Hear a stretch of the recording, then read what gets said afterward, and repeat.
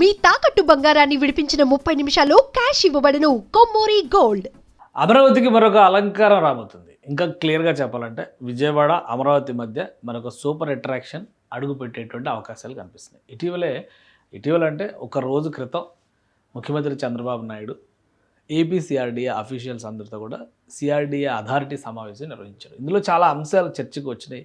అమరావతిలో ఒక 2 మెగావాట్ అంటే 20 మెగావాట్ 20 మెగావాట్ల సామర్థ్యం కలిగినటువంటి డేటా సెంటర్ పెట్టాలని, అలానే కొన్ని నిర్మాణాలకు సంబంధించి ముఖ్యంగా క్వాంటమ్ వ్యాలీకి సంబంధించిన నిర్మాణాలకు అన్నిటి క్లియరెన్స్ ఇచ్చారని, అలాంటి విషయాలన్నీ కూడా మనం డిస్కస్ చేసి న్యూస్లో కూడా వచ్చింది. కానీ ఈ ఫోటో ఒకటి మాత్రం బాగా అట్రాక్ట్ చేస్తుంది.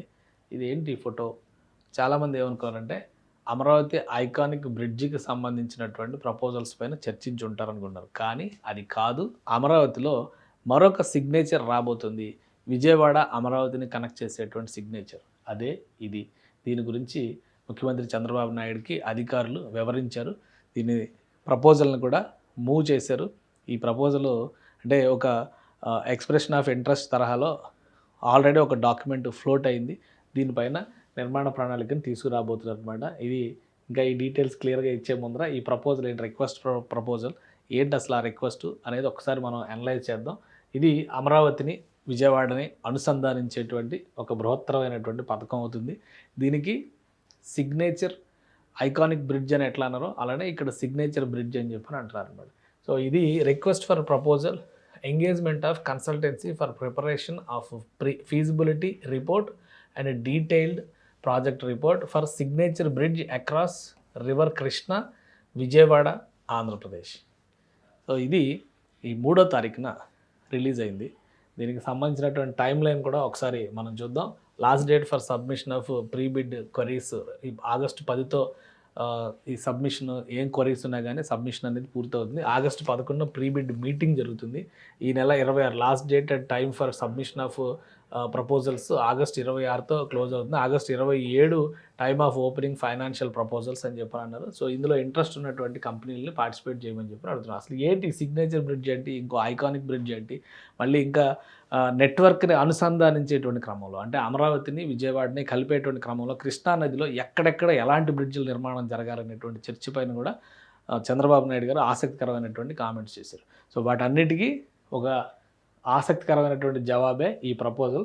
ఈ ఆర్ఎఫ్పి ఇచ్చినటువంటి నేపథ్యంలో దీనిపైన ఫస్ట్ ఇప్పుడు ఏం జరుగుతుందంటే ఆ ఫీజిబిలిటీ అనేది ఎంతవరకు ఉంది, డిపిఆర్ దాని డీటెయిల్డ్ ప్రాజెక్ట్ రిపోర్ట్ తయారు చేస్తే ఎంత ఖర్చు అవుతుంది, ఎన్ని రోజుల్లో పూర్తి చేయొచ్చు, ఇటువంటి విషయాలన్నిటితో కూడినటువంటి సమగ్ర నివేదికను తయారు చేస్తారు. దానికి ఒక కన్సల్టెన్సీ సంస్థని ఈ ఆర్ఎఫ్పి రిలీజ్ చేయడం ద్వారా, రిక్వెస్ట్ ఫర్ ప్రపోజల్ రిలీజ్ చేయడం ద్వారా ఎంపిక చేసే ప్రయత్నం రాష్ట్ర ప్రభుత్వం చేస్తుంది. ఏజీసీఎల్ ద్వారా, AGICL Amaravati growth infrastructure corporation limited సంస్థ దీన్ని ఫ్లోట్ చేసింది అనమాట. సో దీనికి సంబంధించి ముఖ్యమంత్రి చంద్రబాబు నాయుడుకి అన్ని వివరాలు కూడా ఇచ్చారు. ఆయనకి ఎక్స్ప్లెయిన్ చేశారు, ఆయన సందేహాలు చెప్పారు. అమరావతి కృష్ణానది పైన ఎంత అనుసంధానత పెరిగితే అమరావతి విజయవాడ కనెక్టివిటీ, అందుకనే అమరావతి విజయవాడ గుంటూరు మంగళగిరి తాడేపల్లి వీటన్నిటిని ఒకటే ఐటమ్ కింద చూడాలి. ఒకటి కింద చూస్తేనే రాబోయే రోజుల్లో 1 కోటి జనాభాతో కూడినటువంటి నగరాన్ని అక్కడ ఆవిష్కరించడానికి అవకాశం ఉంటుందని ముఖ్యమంత్రి చెప్పారు. సో ఆ క్రమంలోనే ఈ బ్రిడ్జ్, ఇది ప్రకాశం బ్యారేజీ. ఒకసారి మనం జాగ్రఫీ పరంగా కూడా చూస్తే ఈ ప్రకాశం బ్యారేజీ దిగువన ఎలాంటి నియంత్రణలు కృష్ణానదికి లేవు. ఇదే లాస్ట్ రిసార్ట్ అనమాట కృష్ణానదిలో వచ్చేటువంటి వరదని నిలుపుదల చేయడానికి. కానీ రాకపోకలకు సంబంధించి మాత్రం దీని దిగువన కనకదుర్గ వారధి ఉంది. రాకపోకలు జరుగుతూ ఉంటాయి. NH-16 ఇప్పుడు ఇక్కడ ప్రపోజ్ చేసినటువంటి అంశం ఏంటంటే ప్రకాశం బ్యారేజ్ పైన హెవీ ట్రాఫిక్ రావడం, అమరావతిలోకి ఎక్కువ యాక్సెస్ అవ్వడం అనేది రాబోయే రోజుల్లో ఈ ఆనకట్టకు ప్రమాదంగా భావిస్తుంది రాష్ట్ర ప్రభుత్వం. దీనికి భాగంగానే ఈ ఆనకట్ట దిగువన ఒక బ్రిడ్జిని ప్రపోజ్ చేస్తున్నారు. ఈ ఆనకట్ట దిగువన ఒక బ్రిడ్జి, ఇది ఆనకట్ట, ఇది ఎగువ ప్రాంతం, ఇది దిగువ ప్రాంతం. ఇక్కడ చూస్తే మీకు రైల్వే బ్రిడ్జి కనిపిస్తుంటుంది. రైళ్ల రాకపోకలకు అక్కడ ఒక 3 బ్రిడ్జిలు ఉన్నాయి. సో అదే తరహాలో ఇప్పుడు ఈ దిగువన వాహనాల రాకపోకలకు కూడా ఒక బ్రిడ్జిని ప్రపోజ్ చేస్తున్నారు. ఒకసారి మనం చూద్దాం దీన్ని. ఆ బ్రిడ్జి ఈ రిక్వెస్ట్ ఫర్ ప్రపోజల్లోనే అందులో ఇచ్చినటువంటి ఇమేజ్ అనమాట. ఇది సీతానగరం ఒడ్డు, ఇక్కడ పుష్కర్ ఘాట్ ఉంటుంది సీతానగరం. ఇటుపక్కన కూడా విజయవాడ వైపుకి సీతమ్మ వారి పాదాలు అంటారు అనమాట. అక్కడ ఒక ఘాట్ ఉంటుంది అనమాట. ఇక్కడ నుంచి కనిపిస్తున్న ఈ కర్వ్ అంతా కూడా NH-65 అంటే హైదరాబాద్ నుంచి మచిలీపట్నానికి కనెక్ట్ అయ్యేటువంటి జాతీయ రహదారి.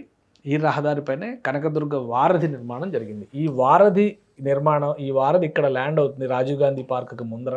సో ఈ రెండింటిని కనెక్ట్ చేసేటువంటి ప్రాంతంలో ఒక బ్రిడ్జి వస్తే రాకపోకలు ఇటు దీనిపై నుంచి వెళ్ళడం కాకుండా, ఇది ప్రకాశం బ్యారేజ్కి సంబంధించి దీనిపై నుంచి వెళ్ళేటువంటి అవకాశం ఉంటుంది. రెండో అంశం ఏంటంటే సీడ్ యాక్సిస్ రోడ్ నిర్మాణానికి సంబంధించి ఫేజ్ 3లో సీతానగరం కొండ చుట్టూ ఒక రహదారి పోయి నేషనల్ హైవే 60ని కనెక్ట్ అవుతుంది. సో ఆ రెండింటిని కూడా అనుసంధానించినట్లు అవుతుందని చెప్పని ఇక్కడ బ్రిడ్జ్ ప్రతిపాదన చేశారు. దాన్ని ఒక సిగ్నేచర్ బ్రిడ్జ్గా డిజైన్ చేయాలి, ఐకానిక్ బ్రిడ్జ్ కాదు, సిగ్నేచర్ బ్రిడ్జ్గా డిజైన్ చేయాలని భావిస్తున్నారు. ఒకసారి మీరు ఇక్కడ జాగ్రఫీ చూస్తే, విజయవాడ జాగ్రఫీ, ఇది గూగుల్ మ్యాప్లో చూస్తే కనుక ఇక్కడ క్లియర్ పిక్చర్ కనిపిస్తుంది మనకి. ఇది ఈ రెండిటి మధ్య, అంటే ఇక్కడ ప్రకాశం బ్యారేజీ, ఇక్కడ కనిపిస్తున్నటువంటి రైల్వే లైన్, రైల్వే బ్రిడ్జి, ఇది కనకదుర్గ వారధి. ఈ రైల్వే బ్రిడ్జిలకి ప్రకాశం బ్యారేజ్కి మధ్యలో ఈ ప్రాంతంలో బ్రిడ్జ్ అంటున్నారు. అంటే విజయవాడ నుంచి అటువైపు వెళ్ళేటువంటి వాళ్ళందరికీ అంటే బస్ స్టాండ్ నుంచి వెళ్ళేటువంటి వాళ్ళకి అందరికి కూడా యాక్సెసిబిలిటీ చాలా ఈజీ అవుతుంది. విజయవాడ నగరం అంటేనే కాలువల వలన కంజెషన్తో ఉన్నటువంటి నగరం అనే అభిప్రాయం ఉంది. సో రాకపోకల్ని వీలైనంత సులువు చేసేందుకు ఇలాంటి బ్రిడ్జిని ప్రతిపాదిస్తే మంచిదనేటువంటి ఆలోచన రాష్ట్ర ప్రభుత్వం చేస్తుంది. ఆ క్రమంలోనే ఈ సిగ్నేచర్ బ్రిడ్జ్ అనేటువంటి ప్రతిపాదన తెచ్చారు. సిగ్నేచర్ బ్రిడ్జ్ ఎలా ఉండొచ్చు, దీనికి సంబంధించి ప్రపోజల్ స్థాయిలో మాత్రమే ఉంది, కానీ దీనికి సంబంధించినటువంటి అవుట్లైన్స్ మాత్రం అధికారులు వివరించారు. ఆ ఆర్ఎఫ్పిలో కూడా, రిక్వెస్ట్ ఫర్ ప్రపోజల్ రిలీజ్ చేసిన దానిలో కూడా అవుట్లైన్స్ ఇచ్చారు. అందులో ఇచ్చినటువంటి మ్యాప్నే మనం ఇప్పుడు ఇది చూస్తున్నాం. ఇది అందులో డిస్ప్లే చేసినటువంటి మ్యాప్. చంద్రబాబు నాయుడు గారు ముందర చూపించింది కూడా బ్రిడ్జ్ నమూనా ఇలా ఉంటే బాగుంటుందన్న ఉద్దేశంతో తయారు చేసినటువంటి ఇమేజ్. సో ఈ ఆర్ఎఫ్పిలో ఈ అంశాలన్నింటినీ కూడా పొందుపరిచారు. సో ఇది ఎలా ఉండొచ్చు అనే దాన్ని మనం ఒకసారి ఆ బ్రిడ్జ్ నమూనాని తీసుకొని చూస్తే కనుక, ఇటువైపు ఇది సీతానగరం కొండ, అటువైపు ఏమో ఇంద్రకీలాద్రి ఉంటుందన్నమాట. సో ఈ రెండింటికి మధ్యలో ఈ బ్రిడ్జిని ఇలా నిర్మిస్తే ఒక ఐకానిక్ స్ట్రక్చర్ లాగా ఈ నిర్మాణం జరగాలనేటువంటి ఆలోచన ఉంది. సో దీనికి ఎంత ఖర్చు అవుతుంది, నిర్మాణానికి ఎంత సమయం పడుతుంది, అక్కడ టెక్నికల్గా వచ్చేటువంటి అంశాలు, ముఖ్యంగా హైడ్రాలజీ టెస్ట్, ఎందుకంటే నది చెంతన నిర్మాణం చేస్తున్నారు కాబట్టి సాయిల్ టెస్టింగ్, వీటన్నిటిని కూడా చేయడానికి కనీసం 6 నెలల నుంచి సంవత్సర కాలం పట్టొచ్చు. అందుకనే ముందుగా ప్రపోజల్స్ రెడీ చేయడానికి మ్యాక్సిమం 3 నెలలు 4 నెలలు సరిపోతుంది. ఇవి రెడీ చేసినాక సాయిల్ టెస్ట్లన్నీ చేసి పనులు మొదలు పెట్టడానికి మరొక 6 నెలలు పట్టొచ్చు. అంటే నిర్మాణం మొదలుపెట్టినాక కనీసం 2-3 సంవత్సరాల నిర్మాణం జరగవచ్చు. ఎందుకంటే ఈ బ్రిడ్జికి ఉన్నటువంటి అతిపెద్ద అడ్వాంటేజ్ అంటే వెరీ షార్ట్ డిస్టెన్స్. ప్రకాశం బ్యారేజ్ని అక్కడ నిర్మించడానికి ప్రధానమైన కారణం కూడా ఎగువన విశాలంగా ప్రవహించేటువంటి కృష్ణానది, దిగువన కూడా విస్తారంగా వెళ్ళేటువంటి లంకల మీదుగా వెళ్ళేటువంటి కృష్ణానది విజయవాడ ఇంద్రకీలాద్రి కొండ దగ్గర మాత్రమే చాలా నేరోగా ఉరుసుకుని ప్రవహించేటువంటి పరిస్థితి ఉంటుంది. అందుకనే అక్కడ చాలా చిన్న బ్రిడ్జి నిర్మాణం చేసినా కానీ, ఆనకట్ట నిర్మాణం చేసినా కానీ సాగునీటికి ఉపయోగించవచ్చు అనేటువంటి ఉద్దేశంతోనే ఇక్కడ నిర్మించారనమాట. సో అప్పట్లో సర్ ఆర్థర్ కాటన్ బృందం చూసి ఆయన శిష్యుడు అలెగ్జాండర్ ఆర్ అని ఆయన ఆధ్వర్యంలో ఈ బ్రిడ్జ్ కృష్ణ ఆనకట్టను కట్టారు. సో ఇది మొత్తం మీద చూస్తే ఈ డిస్టెన్స్ కేవలం 1.1 కిలోమీటర్ మాత్రమే ఉంటుంది. ఇప్పుడు ప్రస్తుతం అమరావతిలో ప్రపోజ్ చేసినటువంటి ఐకానిక్ బ్రిడ్జ్ 5 కిలోమీటర్ల డిస్టెన్స్లో ఉంటుంది. ఆల్రెడీ ఇప్పుడు వెస్ట్ బైపాస్ మీద నిర్మాణం చేసినటువంటి బ్రిడ్జి 3.1 కిలోమీటర్ డిస్టెన్స్ ఉంది. సో ఏ రకంగా చూసినా కానీ ఇది అతి చిన్న డిస్టెన్స్ అనమాట, కేవలం 1 కిలోమీటర్ మాత్రమే ఉండేటువంటి డిస్టెన్స్. సో దీని నిర్మాణానికి కూడా చాలా సమయం తక్కువ పట్టేది, ఎక్కువ సమయం అవసరం లేదు అనేటువంటి అభిప్రాయం. అందుకని దీన్ని ఒక టాప్ ప్రయారిటీ అంశంగా రాష్ట్ర ప్రభుత్వం తీసుకుంది. దీనికి సంబంధించినటువంటి కొన్ని ప్రపోజల్స్ని డిస్కస్ చేశారు. ఈ సీతానగరం కొండ నుంచి NH65 వారధికి కనెక్ట్ అయ్యింది. కొటికలపూడి మోడేపల్లి రోడ్ అని చెప్పి అంటారు, అది ఎప్పుడో అనేవాళ్ళు, ఇప్పుడు ఆ పేరు ఎవరికి తెలియదు. కృష్ణానది సీతమ్మ వారి పాదాల దగ్గర అంటేనే అర్థమైంది. ఎందుకంటే కొటికలపూడి అంటే విజయవాడకు ఒక 20 కిలోమీటర్ల అవతల ఉంది. బ్రిడ్జ్ అక్కడ దాకా వేస్తారేమో అనుకునేటువంటి ప్రమాదం ఉంటుంది కాబట్టి క్లారిటీ ఇస్తున్నాను. బట్ ప్రభుత్వ నివేదికల్లో మాత్రం కొటికలపూడి మోడేపల్లి రహదారి అని చెప్పని అనౌన్స్ చేశారు. ఎందుకంటే ఇక్కడ ఈ ఆర్ఎఫ్పిలో కూడా మనం క్లియర్గా చూడవచ్చు, అదే ప్రతిపాదన, ఇందులో కూడా అదే పేరు రాశారనమాట. సో అందరూ కూడా ఇది కన్ఫ్యూజ్ అవుతున్నారు. ఇది across river Krishna downstream of Prakasam barrage Vijayawada Andhra Pradesh connecting Seethanagaram right bank to Kotikalapudi Modepalli road left bank and NH65 Kanakadurga flyover అండి. సో అక్కడ ఆ NH65 కనకదుర్గ ఫ్లైఓవర్ దగ్గర కనెక్ట్ అవుతుందని చెప్తే సరిపోతుంది. కొటికలపూడి అనేది చాలా లాంగ్ డిస్టెన్స్ అవుతుంది. సో ఇది మొత్తం మీద ఈ బ్రిడ్జిని ఒక సిగ్నేచర్ బ్రిడ్జ్గా మలచాలని చెప్పని రాష్ట్ర ప్రభుత్వం భావిస్తుంది. సిగ్నేచర్ బ్రిడ్జ్ అంటే దానికి కొన్ని ప్రత్యేకమైనటువంటి లక్షణాలు ఉంటాయి. ఈ కేబుల్ బ్రిడ్జ్ తరహాలో చేసేటువంటిది కేబుల్ స్టేట్ బ్రిడ్జ్, ఇది ఆల్రెడీ కొన్ని మోడల్స్ మనం చూసాం, చాలా చోట్ల నిర్మాణాలు జరుగుతున్నాయి.